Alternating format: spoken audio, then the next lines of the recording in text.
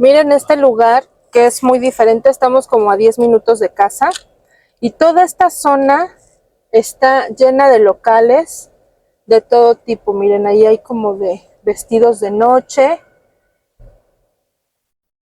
hay muchos restaurantes, placitas y esta área mayormente es habitada por turkmanos. Los turkmanos pues son personas iraquíes, pero ellos dicen que tienen descendencia turca y de hecho hablan turco.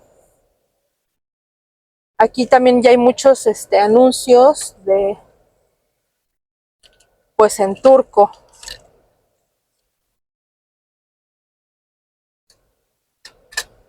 Y esta zona siempre está pues llena. Luego ni encontramos dónde estacionarnos, siempre vienen para acá. A diferencia de donde vivo, que pues es un lugar donde únicamente hay una zona muy pequeña, muy localizada, donde hay comercios, cierran temprano o relativamente temprano.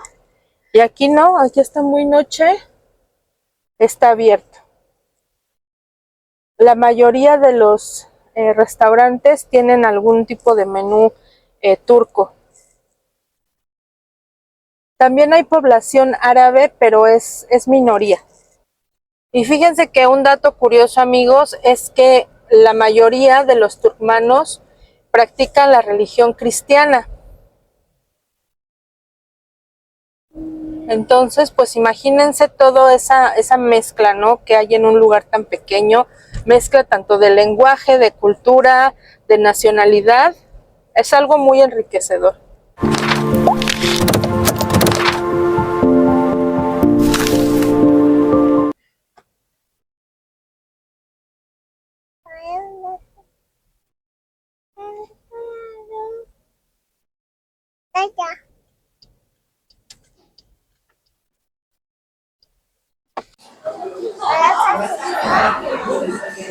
Miren, estos son los dulces típicos, como baklava y todo eso. Aquí está kunafa.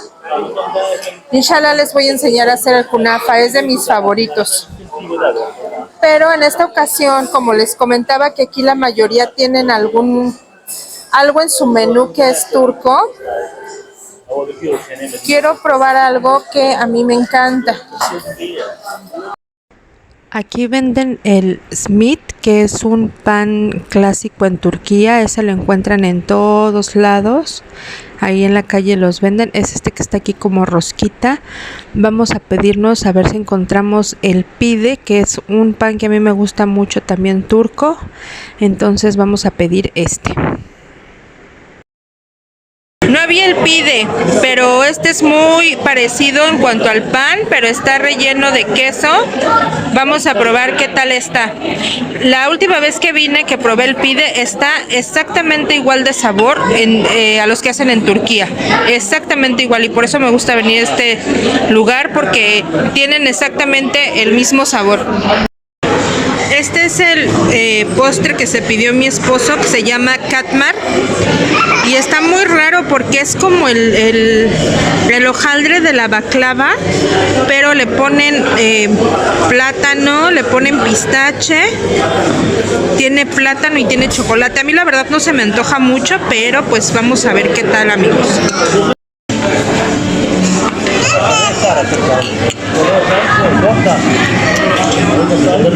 La verdad está rico, pero solamente un pedazo pequeño. Así del tamaño que lo sirvieron, que está enorme, pues no, sí como para compartir. Está rico, pero no, yo preferiría lo salado.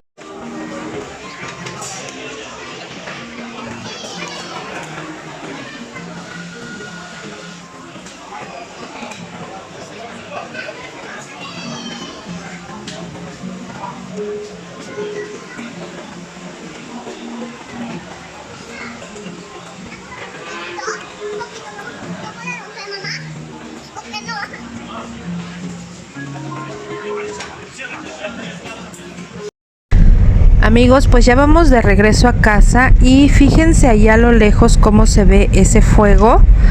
Bueno, pues ustedes han de pensar que un lugar se está incendiando, pero no. También cuando yo llegué a Kirkuk me llamó mucho la atención que ese fuego está todo el día, todos los días. Vamos a ver si nos podemos acercar un poquito y les voy a contar qué me recordó ahorita el ver ese fuego, una experiencia que tuve que pasar muy difícil aquí en Kirkuk, y ahorita que lleguemos a casita les platico. Amigos, van a disculpar el movimiento, pero venimos en el coche y la verdad el camino está muy feito. Queríamos acercarnos un poco más al fuego para contarles la historia, pero de todos modos ahorita les platico. Y fíjense, lo que estábamos viendo es que hay muchísimas casas muy cerca de este lugar, que obviamente es sumamente peligroso porque llega a ser explosión, Dios no quiera, y todas las casas quedaron hechas polvo. O sea, no sé lo que le decía a mi esposo, no sé cómo el gobierno deja que construyan las personas sus casas tan cerca de un lugar así, de una compañía así. Amigos, pues como pudieron ver, esa parte donde se ve como si fuera un incendio es una compañía de petróleo.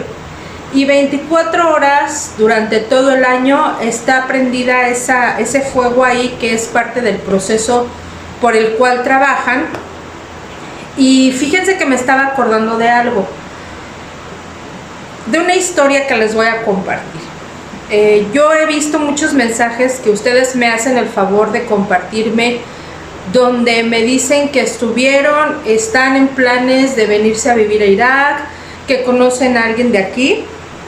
Y es difícil, amigos. Yo les he tratado de enseñar que no es como nos lo han hecho pensar, pero eso no quiere decir que no haya problemas, porque sí los hay, y yo creo que en todos los países, hasta en los países tan sobrevalorados que tenemos como primer mundo, hasta ahí hay problemas, ¿no? Entonces aquí pues no debe de ser la excepción.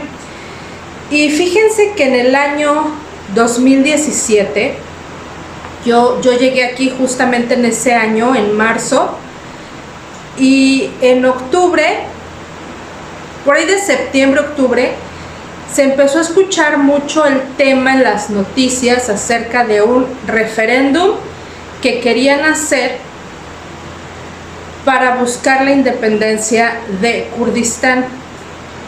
Yo les sugiero que así, en un momento que tengan un tiempecito libre, busquen información acerca de la historia del pueblo kurdo, y es muy interesante, muy interesante. Que bueno, en la escuela, cuando yo iba en la escuela, nos enseñaban historia universal, pero no tocaban esos temas que no son tan vistos, tan visibles, pero que incluso actualmente hay una implicación política y social que creo que merece la pena estudiarla.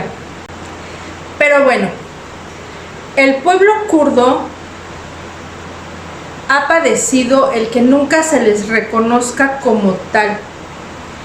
Es considerada la etnia más grande, tienen un lenguaje propio y no están considerados como un país. A lo largo de los años, desde la Primera Guerra que sucedió hasta la Segunda Guerra, algunos tratados, algunos convenios, que obviamente la historia pues la escriben los ganadores, ¿no? ¿Y qué fue lo que hicieron? Que el área de Kurdistán la dividieron. Antes aquí muchos países que ahorita conocemos como individuales formaban parte de un todo, de un conjunto. Por ejemplo, creo que era Jordania, Líbano, Siria, eran considerados como un solo territorio. Y cuando vino este tratado, pues hicieron cortadera de países, modificaron el mapa. Y como dicen, ¿no? Divide y vencerás. Y yo creo que esa era la finalidad de algunos países europeos que vinieron a hacer esto. Y pues a los kurdos también les tocó. Lastimosamente hubiera sido que los dejaran juntos, ¿no? A lo mejor que todos pertenecieran a Irak, a Irán, a Turquía, a Siria, ¿no? Pero lo que hicieron fue, el pueblo kurdo lo cortaron y fue una parte de kurdos para Turquía, otra para Irán, otra para Irak, otra para Siria. Entonces, es muy difícil reunificar todo este relajo que hicieron, ¿no? También porque al momento de ser países divididos, zonas divididas, pues era más fácil someter, era más fácil conquistar, abusar, saquear y todo lo que ya sabemos que hacen algunos países. Entonces, en esta ocasión, en septiembre del 2017, se estaba tratando el tema de que se hiciera una votación para ver quién estaba a favor de que Kurdistán fuera independiente. Y pues son temas que se tocaban así, ¿no? En sobremesa, y yo le comentaba a mi esposo, es que sí, o sea, sería muy bueno, sería muy justo, ya no digamos bueno, justo, que se le dé al pueblo kurdo una unificación, pero lastimosamente, pues los países a los que pertenece cierta zona, pues no los van a soltar tan fácilmente, y menos porque el área kurda es un área rica en recursos.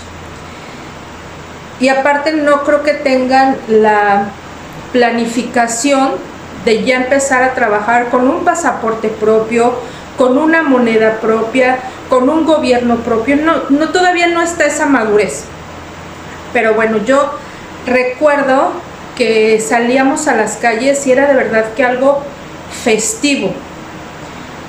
La mayoría eran jóvenes que atiborraban las calles, y era el sonidero con los claxon, con música, y estaba esa algarabía, ¿no? De sentir, de tener esa ilusión, esa esperanza de ya ser reconocidos.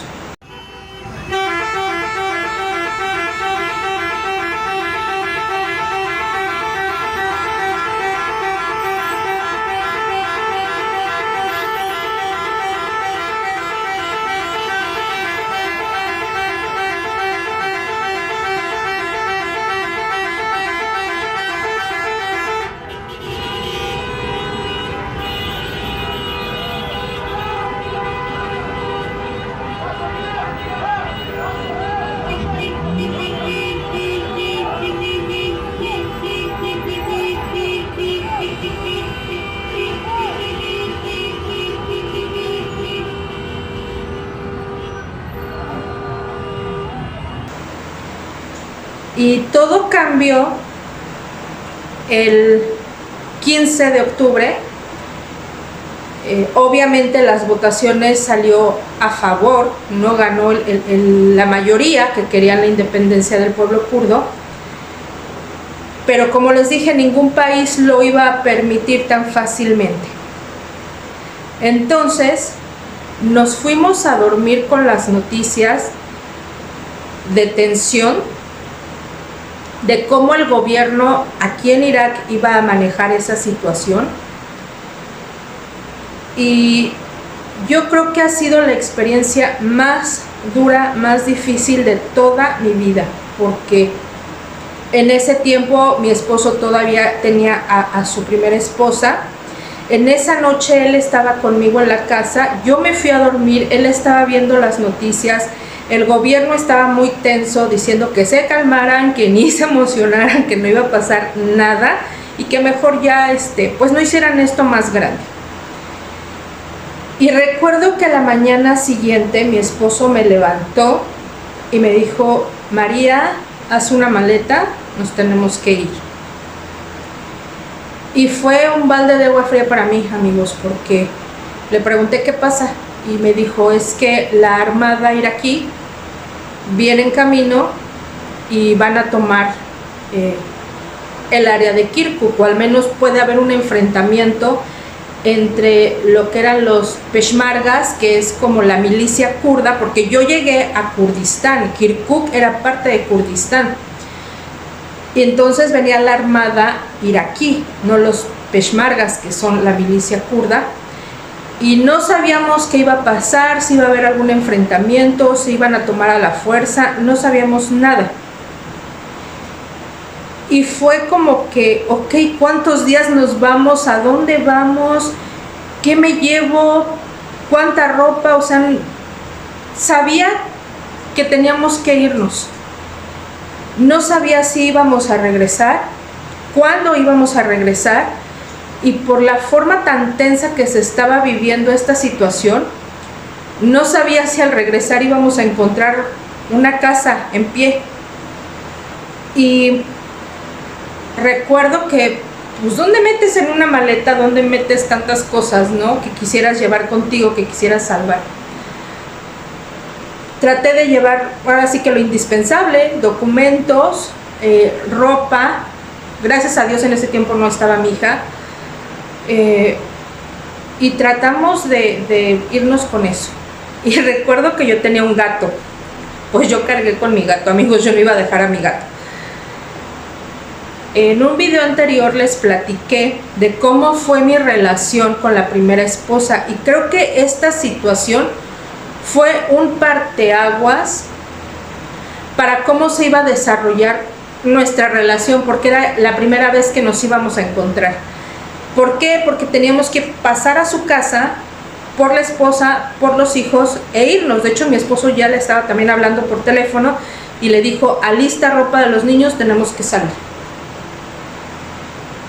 Y nos fuimos, y yo, de lo más normal, no me pasó por la cabeza en ese momento, con tanta situación que estaba sucediendo, no me pasó por la cabeza ese tema. Me subí al coche y me senté en el lado del copiloto, al lado de mi esposo.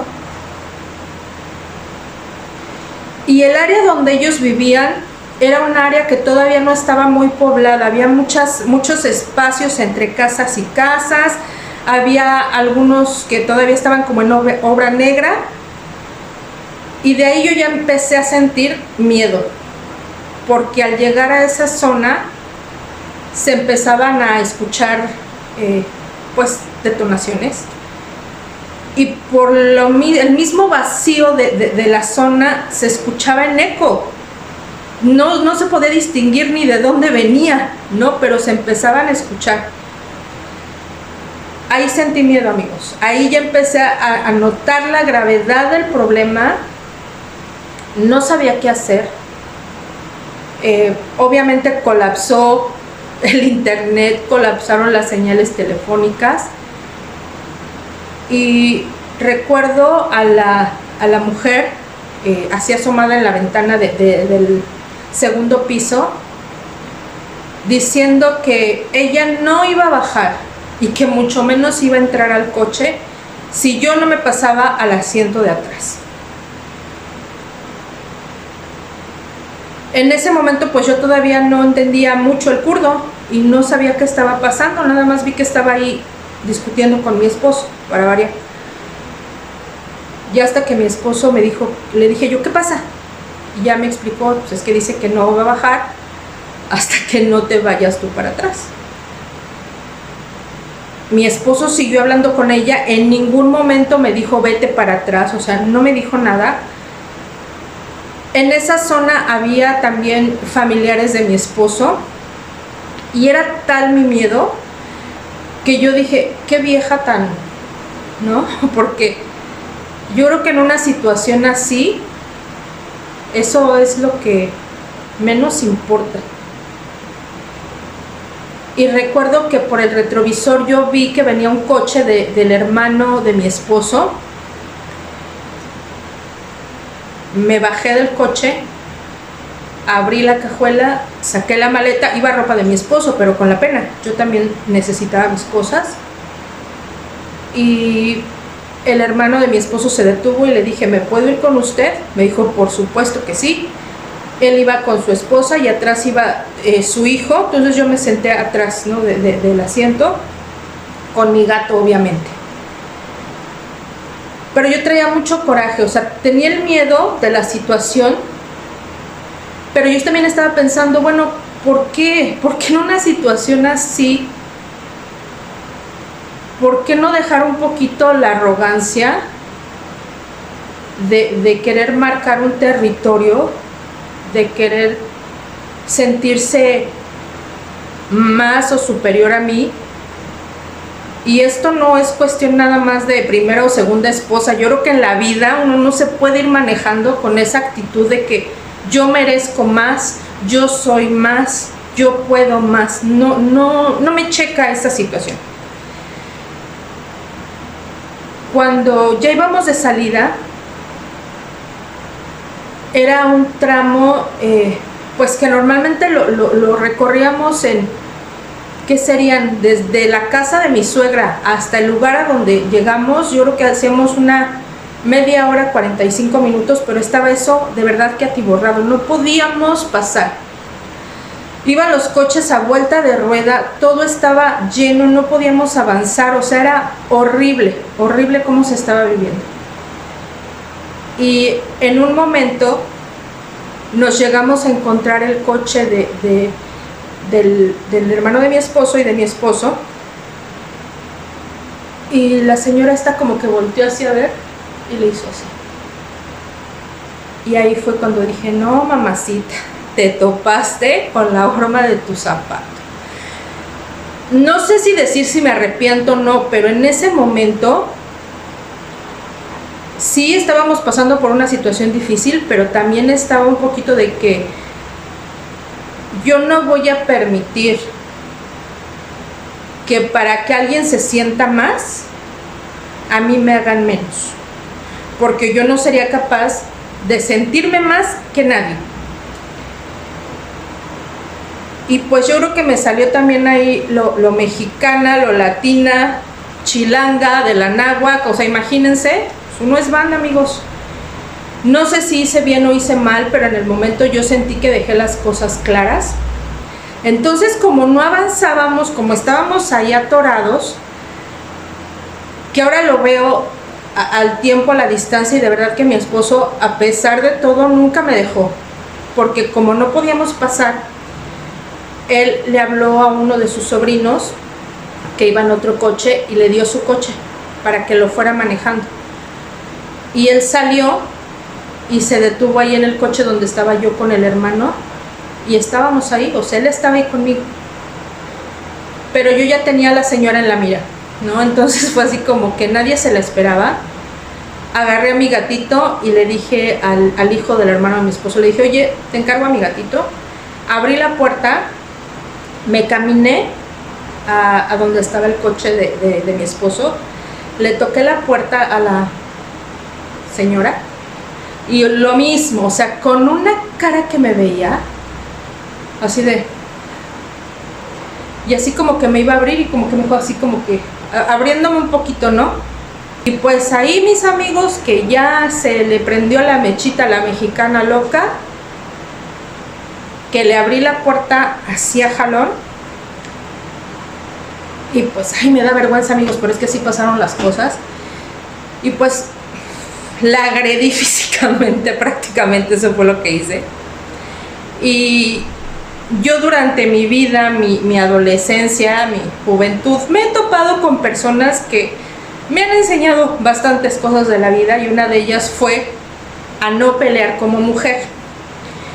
Entonces yo me acuerdo que a mí una persona me decía, es que todas las mujeres cuando pelean es que se agarran de los cabellos y ahí se traban y se echan al suelo y se rasguñan, se hasta parecen gatos peleando. Y a mí esta persona me enseñó a pelear así, amigos, a puño, y fue lo que le pasó a la señora así. Nadie se lo esperaba, porque esa no es una actitud ni una reacción de una buena musulmana, ¿no? Entonces aquí pues no lo acostumbran, o no es tan común ese tipo de pleitos. Yo no estaba peleando por mi esposo, yo estaba peleando por mi dignidad, porque a mí nadie me va a venir a sobajar nada más porque esa persona se sienta poquita cosa y para sentirse más tenga que sobajar a alguien. Y para mí era una forma de decirle y dejarle claro que conmigo no. Y así se lo dije. Sé que no me entendió, Pero en ese momento saqué lo que yo traía y le dije, conmigo no. Y así se lo dije en español. Y conmigo no. Pasó lo que tenía que pasar. Le cerré la puerta, se la azoté. Yo no soy, amigos, de estar buscando pleitos, ni de estar de peleonera, ni de... No, yo soy muy tranquila. Pero si es necesario meter las manos, yo no me echo para atrás, Soy muy calmada, aguanto muchas, pero cuando ya llega un punto en que tengo que defenderme, no me da miedo defenderme, ni defender a los míos, a los que yo amo, no me da miedo. Total que le cerré la puerta, le azoté la puerta y me regresé al coche, agarré a mi gatito y seguimos. Mi esposo, su hermano sí se me quedaron viendo con cara de que, ¿qué acabas de hacer, no? Íbamos avanzando a vuelta de rueda y una distancia tan corta, de verdad que nos llevamos a hacer hasta 20 minutos. Llegamos a un punto donde al lado de la carretera del camino se veía que estaban construyendo como unos locales, porque se veía una estructura en obra negra, pero como que tenía divisiones, o iban a empezar a hacer las divisiones. Y ahí se empezaron a escuchar unas detonaciones más fuertes, más constantes y más cerquita. Y yo recuerdo que la esposa del hermano de mi esposo me dijo, vámonos, María, vámonos. Y yo empezaba a ver todo alrededor y toda la gente estaba bajando de sus coches y se estaba tratando de proteger en esa estructura.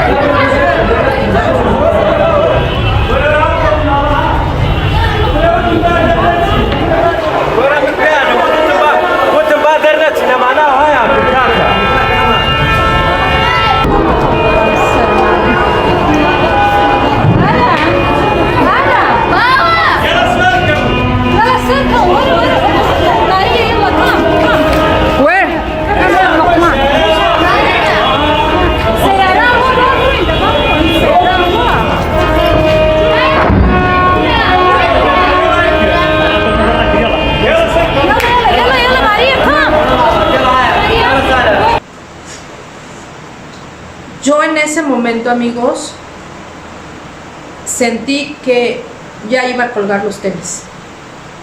Ha sido la única vez en mi vida en que yo ya me he resignado a decir, hasta aquí terminó ya mi historia. Y en lo único que yo podía pensar era en mi mamá, era en mi hermano. Es decir, qué fuerte noticia que pudieran ellos llegar a recibir, que me pasó algo, ¿no? Por toda esta situación.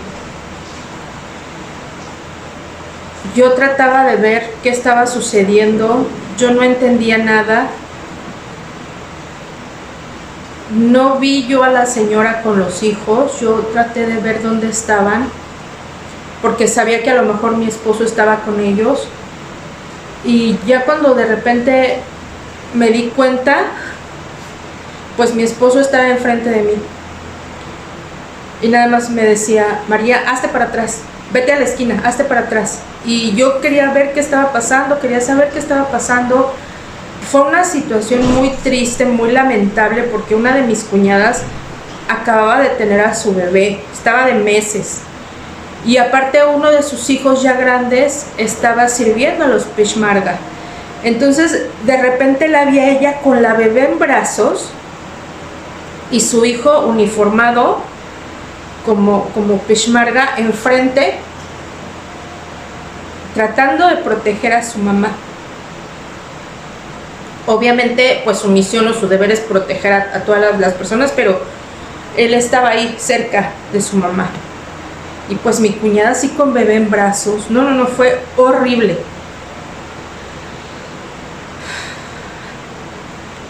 Cuando todo esto terminó, como que hubo un descanso de las detonaciones y toda la gente regresó a los coches.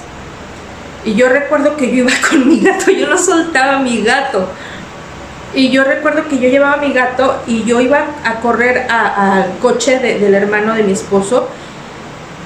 Y sentí que mi esposo me agarró y me subió al coche de la parte de atrás, porque la señora no se bajó, se quedó ahí en el coche apartando su lugar de primera dama.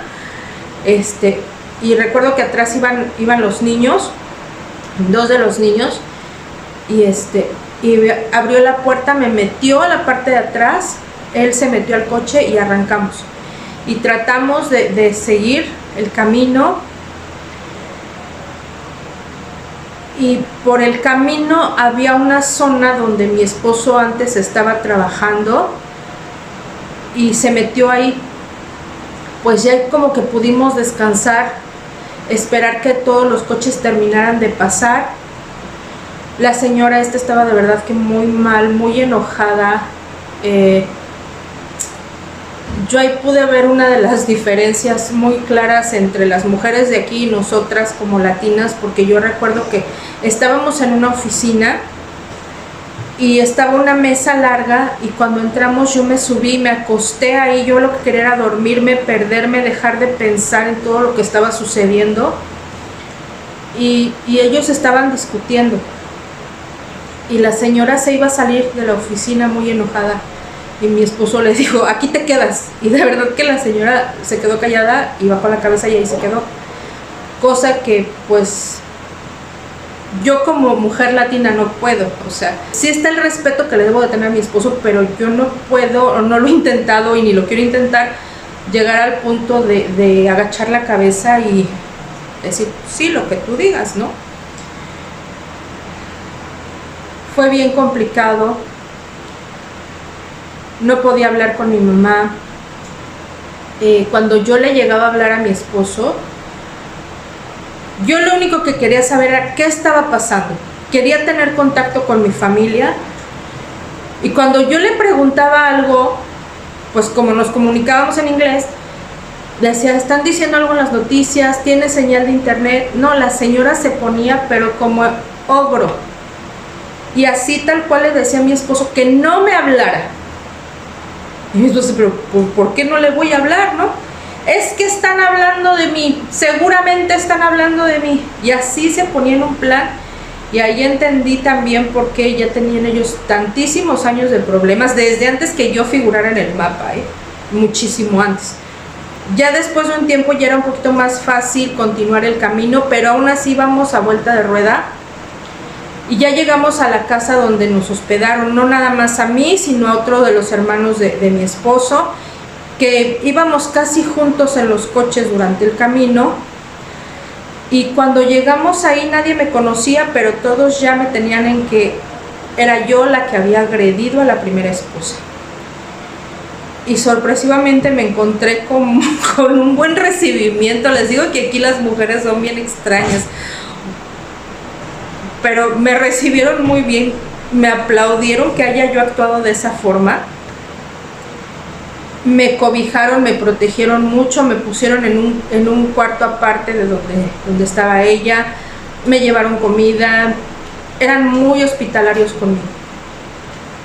Yo llegué al punto en que durante la noche yo fui con mi esposo también estaba muy tenso y le dije, necesito hablar con mi mamá, necesito hablar con mamá. Y nada más me acercaba a mi esposo y la señora luego mandaba a uno de sus hijos a que se fuera a parar ahí al lado de nosotros. Nos salimos, nos subimos al coche que estaba estacionado afuera de la casa. Él me estaba explicando lo que estaba pasando, que ya había entrado el ejército iraquí, que ya habían tomado Kirkuk.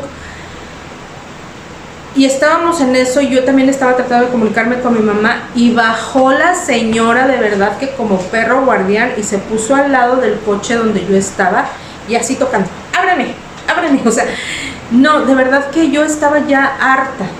Hasta me arrepentí de no haberle dado un revés porque dije, no, es que alguien le tiene que que ubicar a esta señora. O sea, no tengo yo ni ánimos, ni interés, ni nada de estar hablando de ella. Yo lo que quería era saber lo que estaba pasando. Y es por eso, de ahorita que vimos ese fuego ahí en la calle, que me detonó todo esto. Porque yo le decía a mi esposo, bueno, ¿por qué si esto fue una votación a nivel Kurdistán? ¿Por qué no tomaron Erbil? Erbil es la capital del Kurdistán autónomo iraquí. ¿Por qué no tomaron Suleimanía? Suleimanía tiene una mejor infraestructura, un mejor servicio de muchas cosas que Kirkuk. De verdad que Kirkuk es muy pequeño, es un pueblito, ¿no? ¿Por qué aquí? Y pues ya, amigos, al día siguiente regresamos a la casa. Cuando íbamos ya de regreso entrando a Kirkuk, era bien imponente porque había tanques de la armada iraquí, que obviamente ya habían tomado la ciudad, y ya prácticamente entramos a Kirkuk, Irak, no Kirkuk, Kurdistán. Y la verdad es que los siguientes días los tengo muy borrosos. Yo recuerdo que sí, yo me imagino que era una depresión, no sé, pero estaba todo el día en mi cama, me la pasaba llorando, no me quería levantar a nada. Tengo así como que vagos recuerdos de que de repente me hablaban para comer y yo trataba y me esforzaba por levantarme y sentarme con todos y empezaba a llorar, no podía y me regresaba a mi cama a estar llorando hasta que me quedara dormida. También recuerdo que una de mis cuñadas estaba ahí en la casa y su personalidad es muy peculiar porque ella es muy aprensiva, como que exagera mucho, ¿no? Y recuerdo que decían que los soldados iban a estar yendo casa por casa a revisar que no hubiera armas. Y cuando sonó una vez el timbre, ella entró así muy desesperada a mi recámara y me dijo, guarda todo lo que tengas de valor, dinero, todo guárdalo. Y realmente no era nadie, había ido creo que un vecino y pues yo me quedé como que con eso en la cabeza y cada vez que yo escuchaba el timbre era que se me aceleraba el corazón, que me ponía muy tensa, me ponía muy nerviosa. Tuve de verdad que unos días muy oscuros que no recuerdo qué pasó, no recuerdo cuánto tiempo pasó desde ese momento hasta que yo ya pude empezar mi vida normal como era antes. No recuerdo en qué momento cambió todo, de que ya me podía levantar de la cama, de que ya no estaba llorando todo el tiempo, que ya no me daba miedo escuchar el timbre. La verdad es que lo desconozco, pero todo eso por un referéndum, por una independencia que busca este pueblo, porque aquí en este lugar donde yo vivo, Kirkuk, está estas compañías petroleras y obviamente por eso tomaron este lugar. Y fue yo creo que la experiencia más difícil, más complicada, más oscura de mi vida. Pero bueno, amigos, ya vamos a dejar esto atrás. Únicamente les quería compartir. Y bueno, amigos, este fue el video de esta semana. Yo espero que les haya gustado. Si les gustó, regálenme un like, coméntenme si han vivido una situación similar o qué hubieran hecho ustedes. Compártanlo también por si alguien está interesado en venir a Irak. Sí, es un país seguro, como en todos los países, tienen sus problemas, sus conflictos y ni modo, se van resolviendo, ¿no? Y ya que andan por aquí, amigos, también los quiero invitar a que se suscriban. Nos vemos la próxima semana, inshallah, con un nuevo video. Salamu alaikum. Suscríbete, dale like, comenta y comparte.